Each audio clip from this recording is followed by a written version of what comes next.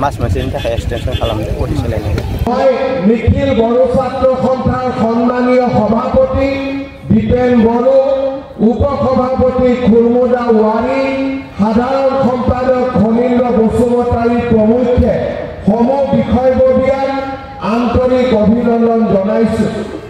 আজি আমি আপচুৰ এই 57তম অধিৱেশন দতমাত অনুষ্ঠিত কৰিছোঁ।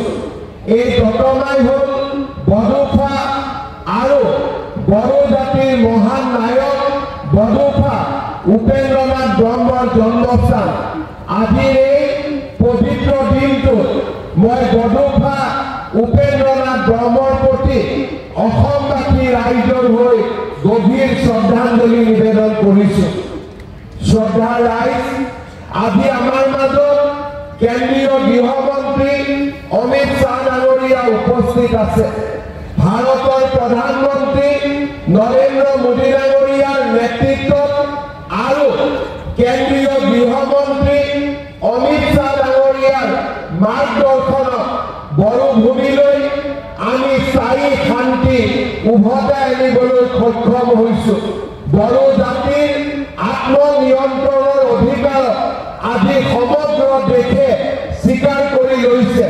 মই তেনে এজন গৃহমন্ত্ৰী অমিত শ্বাহ ডাঙৰীয়াক সকলোকে এটা ডাঙৰ হাত চাপৰিৰে সম্বৰ্ধনা জনাবলৈ অনুৰোধ জনাইছোঁ। শ্ৰদ্ধা ৰাইজ, নিখিল বড়ো ছাত্ৰ সন্থাই বড়ো জাতিৰ উত্তৰণত আটাইতকৈ ভূমিকা গ্ৰহণ কৰিছে।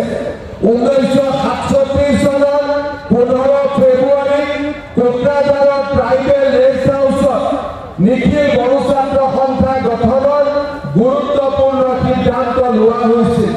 সেই দিনটোৰ পৰাই সমগ্ৰ জীৱনকালত নিখিল বড়ো ছাত্ৰ সন্থাই অৰাজনৈতিক সংগঠন হিচাপে বড়ো জাতিৰ সৰ্বতো প্ৰকাৰৰ বিকাশৰ মূল নায়কৰ ভূমিকা গ্ৰহণ কৰিছে।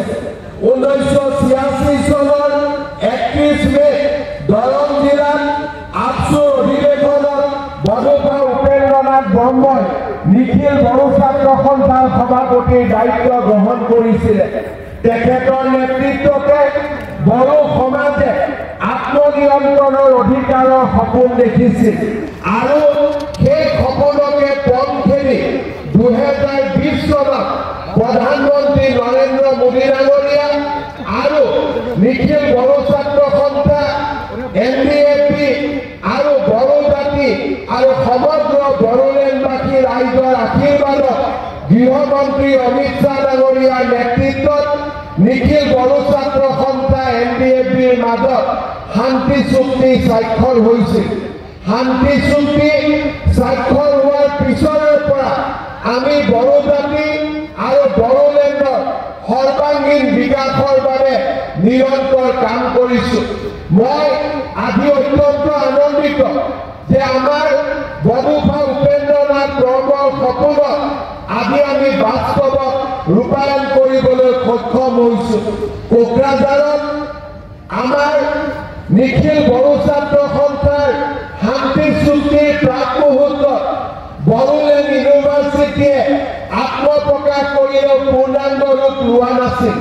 আজি কোকৰাঝাৰত বড়োলেণ্ড ইউনিভাৰ্চিটিও হৈছে আৰু অহা 15 এপ্ৰিলৰ আগতে আমি কোকৰাঝাৰ বিশ্ববিদ্যালয়কো পূৰ্ণাংগ ৰূপ দিবলৈ গৈ আছোঁ, যিয়ে বড়ো সমাজলৈ এক নতুন বৌদ্ধিক গতি নমাই আনিব।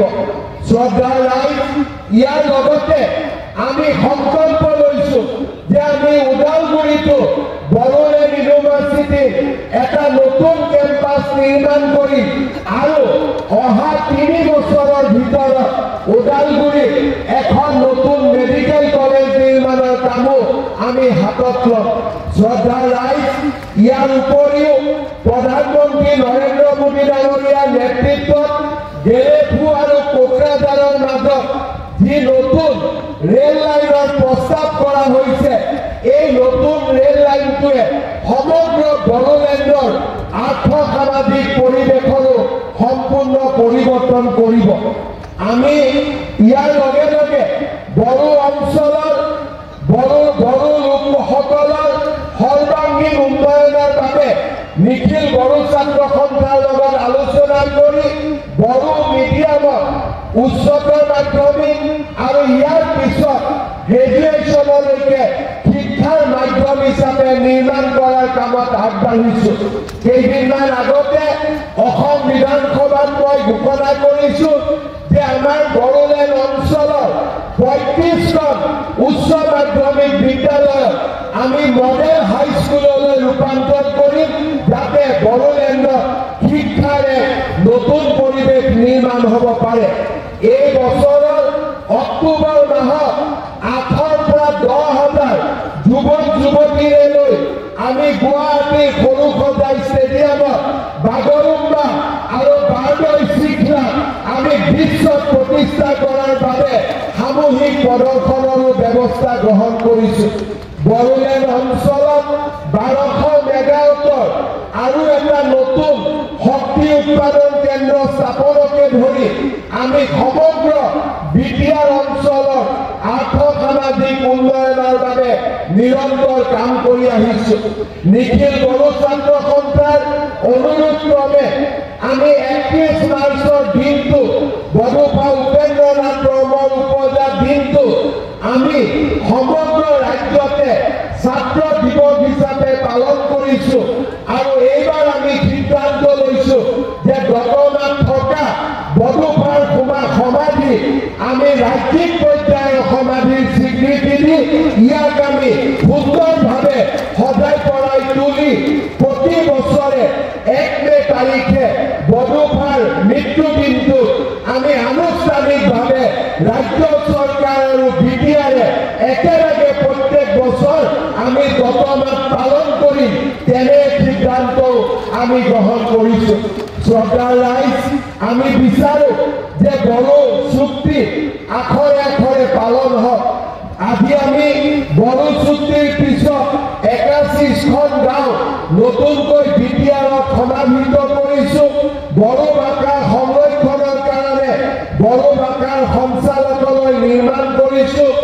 বিটিচিৰ বাহিৰত বড়োসকলৰ বাবে বড়ো কছাৰী স্বায়ত্তশাসিত পৰিষদ আমি নিৰ্মাণ কৰিছো। আজি আমি শোণিতপুৰ, বিশ্বনাথ সকলো ঠাইতে থকা বড়ো লোকসকলক ভূমিস্বত্ব প্ৰদান কৰাৰ বাবে আমি ব্যৱস্থা হাতত লৈছো। আজি বড়ো চুক্তি অনুসৰি আৰ্থ-সামাজিক প্ৰকল্পসমূহো আমি এটা এটাকৈ আগবঢ়াই লৈ যোৱাৰ বাবে আমি প্ৰয়াস আৰু প্ৰচেষ্টা কৰিছো। আজি বড়োলেণ্ড অঞ্চল শান্তিৰ এক নতুন দ্বীপলৈ পৰিণত হৈছে। বিগত ১৭ ফেব্ৰুৱাৰী তাৰিখে অসম বিধানসভাৰ অধিৱেশন কোকৰাঝাৰত অনুষ্ঠিত কৰি বড়োলেণ্ডৰ ৰাইজে এক নতুন ইতিহাস নিৰ্মাণ কৰিলে। মই আজি পুনৰবাৰ বড়োলেণ্ডৰ সমূহ ৰাইজক ১৭ ফেব্ৰুৱাৰীত অসম বিধানসভাৰ অধিৱেশন কোকৰাঝাৰত অনুষ্ঠিত কৰাত যি সহযোগিতা আগবঢ়ালে তাৰ বাবে মই পুনৰ এবাৰ আপোনালোকক ধন্যবাদ আৰু অভিনন্দন জ্ঞাপন কৰিছো। শ্ৰদ্ধাৰ ৰাইজ, মই আপোনালোকক অসমবাসী ৰাইজৰ হৈ আশ্বাস দিছো যে আমি একেখন অসমৰ তলতে বাস কৰি বড়ো লোকসকলৰ আত্মনিয়ন্ত্ৰণৰ অধিকাৰক আগবঢ়াই লৈ যোৱাৰ বাবে আমি সকলো প্ৰকাৰৰ সহযোগিতা আমি আগবঢ়াই যাম। প্ৰধানমন্ত্ৰী নৰেন্দ্ৰ মোদী ডাঙৰীয়া আৰু গৃহমন্ত্ৰী অমিত শ্বাহ ডাঙৰীয়াৰ নেতৃত্বত আমি বিটিআৰত সমৃদ্ধি, শান্তি আৰু উন্নয়নৰ এক নতুন দিগন্তলৈ আমি ৰূপান্তৰ কৰিম। পুনৰ এবাৰ নিখিল বড়ো ছাত্ৰ সন্থাক ৫৭তম অধিৱেশনৰ শুভকামনা জ্ঞাপন কৰি গৃহমন্ত্ৰী অমিত শ্বাহ ডাঙৰীয়াক অসম আৰু বড়োলেণ্ডৰ পবিত্ৰ ভূমিলৈ আদৰণি জনাই মই মোৰ বক্তব্যৰ সামৰণি মাৰিছো। জয় হিন্দ, বন্দে মাতৰম।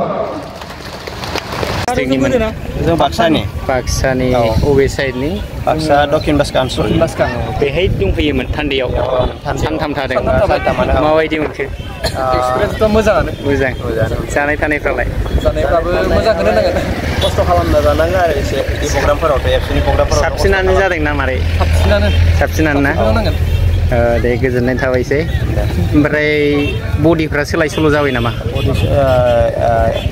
मास मोनसेनि थाखाय एक्सटेनसन खालामदों बडि सोलायनाय अनलि मास मोनसेनि थाखाय बेनिफ्राय मारै खालायगोन टार्म्स सिचुवेसनखौ नायनानै औ मास मोनसेनि उनाव गावसोर जिरायगोन औ सिक्रेटलि जिरायगोन औ जिल्लाफोरखौ लेंहरनानै जिल्लाफोरखौ सावरायगोन अबाव जिरायगोन बिनि जायगाखौ थिरांथा खालामनाय जायाखै खालि प्रेसिडेन्टनिल' थाखाय ना मा गासिबो बडिखौनो गासै बडि हल बडि थेंक इउ सै thank you all the best